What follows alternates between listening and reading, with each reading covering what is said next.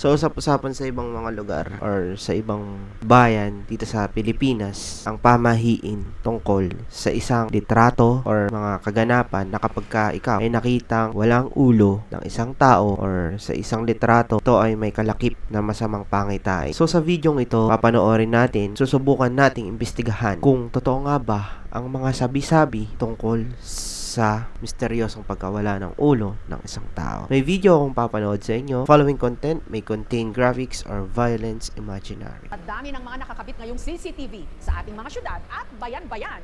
Wala yatang hindi nahahagip ang mga ito. Sa Negros Occidental, pati raw lalaki na pugot ang ulo. Ang pamilya ni Ime mula Toboso, Negros Occidental nakiramay kamakailan sa libing ng isang kaibigan. Ang hindi niya alam, isa na pala sa kanila ang susunod na paglalamayan. Sila na pala. Mula sa libing, may pupuntahan pa dapat sina Ine, ang asawang si Badong at ang anak na si Mikay. Pero ang kanilang motorsiklo na binabagtas noon ang Pandanon Silos Provincial Road, sumalpok sa nakasalubong nitong multicab. Ang sugatang sina Ime at Mikay na isugod pa sa ospital. Grabe.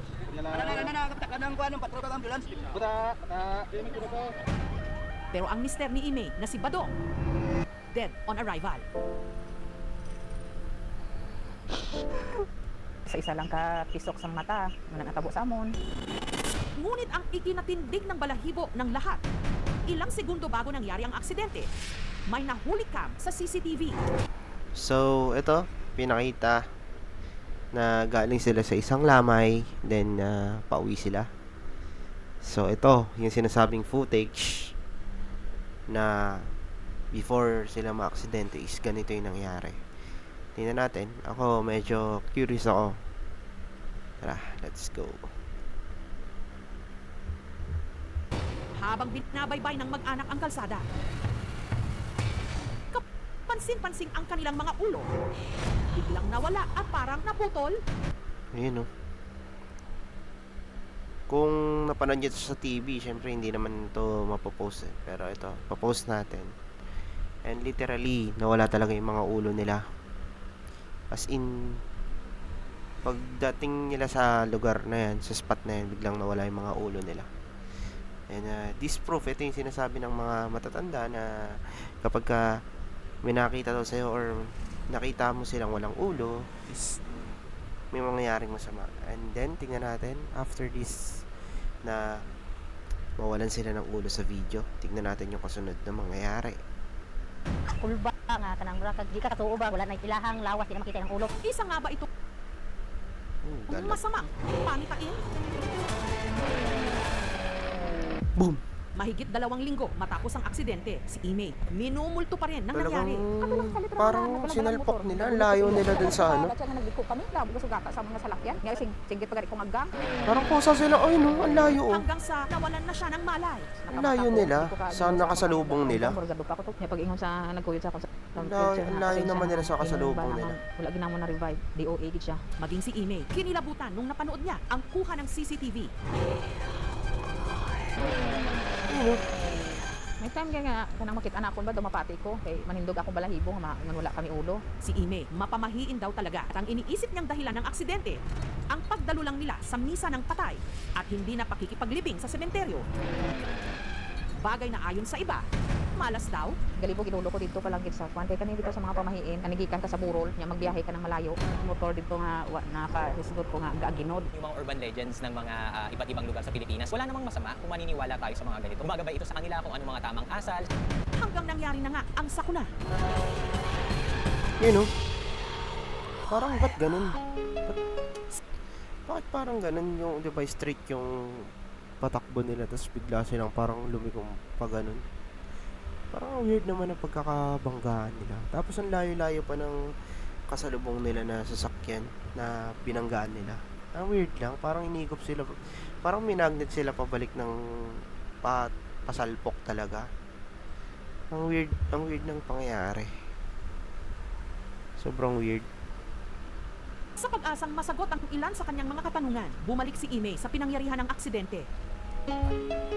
Sa sasakyan pa lang, Trauma, hindi na niya matinding makontrol trauma ang yung kanyang emosyon. naramdaman nila dito.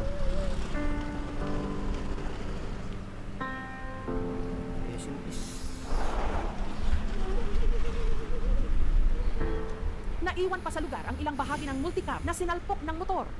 Gabalikin mo ganit ko, nagana ka mo yun.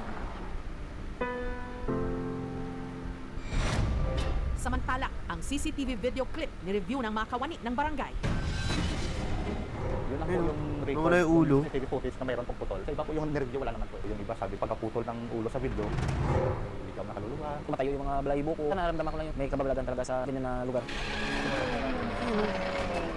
Ang weird, At ang hindi weird. pala ito ang unang beses na may naaksidente sa kalsada. Sa isang taon po siguro mga 5, 6. Karaan po yung estudyante, nabangga ng motor. Meron po yung sasakyan, bumangga sa puno. Meron naman nahulog sa kanan. Nasira yung motor nila. Susunod, aksidente sa kalsada sa Negros Occidental na balot ng misteryo. Ang mga biktima kasi nalula ng motor bago sumalpok sa kasalubong nitong multicab na kuhanan ng CCTV na wala raw mga ulo.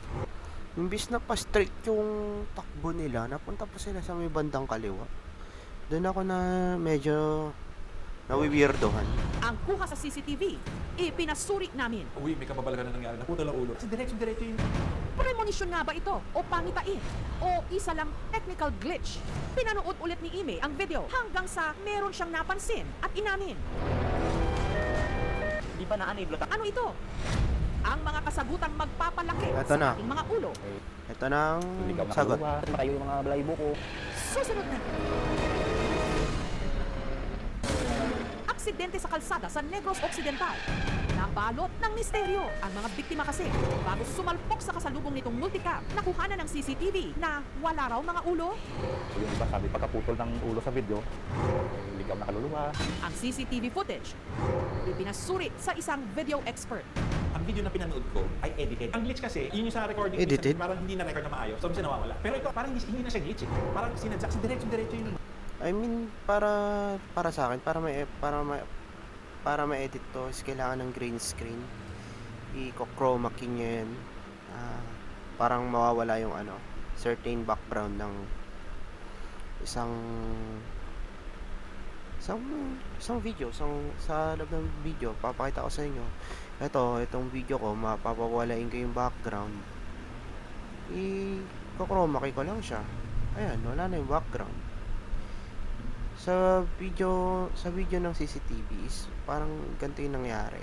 If ever na sinabi nilang edited, tatanggalin nila yung background. Parang ganun kung sasabihin nilang edited. Is parang dapat kailangan may green screen dyan or something na, ayan, katulad yan, no? Parang may shadowy pa sila. May silhouette pa sila na medyo transparent. Transparent kasi, ibig sabihin, kapag transparent, is naka-green screen. Pero, green screen mo ba yan? Nung may Grabe, post oh. po, hindi ko naman nakita yung may sinasabi na putol daw yung ulo. CCTV footage, parang may mga lines, reference po sa signal. Baka yun po yung naging post ng naputol ko. Pero kung si Ime ang tatanungin, ang punot dulo ng aksidente, hindi ang anumang kababalaghan. Ang minamaneho kasing motor ng namayapan niyang mister, talaga raw may diferensya nung araw na yon. Ayun. Nagumukot mo na is pagkaiupod ang side mirror ya. Nga moron diferensya moron na ako pangutanan niya. Hanto naabot na moto maoy ako. Pag mag-lock yung susi, na matablong yung takbo ng motor, bigla na lang lumikit. Yun pala yun. Ayun pala yun. Eh, maayos man tong susian niya eh. Wala namang problema. Sana sa gulong wala. Kasi doon sa area, may blind form. Madalas talaga nangyayari yung accident doon. Dahil na rin sa mabilis na patakbo ng mga motorista. Nabasa akong tugalingon kay base sa pagtadlong sa iyang helmet mo itong nagwan me. The mother, she would need further workup with a neurologist because she claims that she keeps getting headaches. Regards naman to Micaela, her lacerations in her forehead and her chin have actually healed. Dapat nating tandaan na bago tayo magbiyahe, suot tayo ng helmet. Yun yung fit sa ulo natin. Tingnan natin yung kondisyon ng ating mga sasakyan, lalo na yung motor. Nito lang Lunes, si Badong inihatid na sa kanyang huling hantungan. Paglakat ay nga, naging igayit lang kami niya. Sa mong buluhatan kada adlaw, ug simik di niya pasagdan. So yun.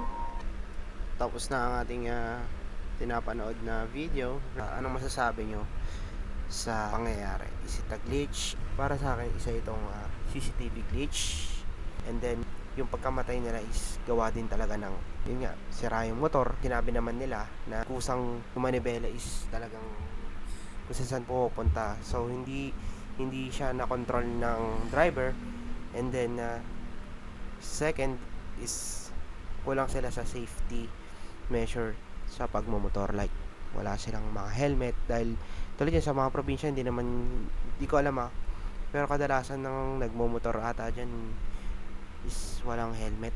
So yun, cause of death nila is yun, sira yung motor and wala silang helmet.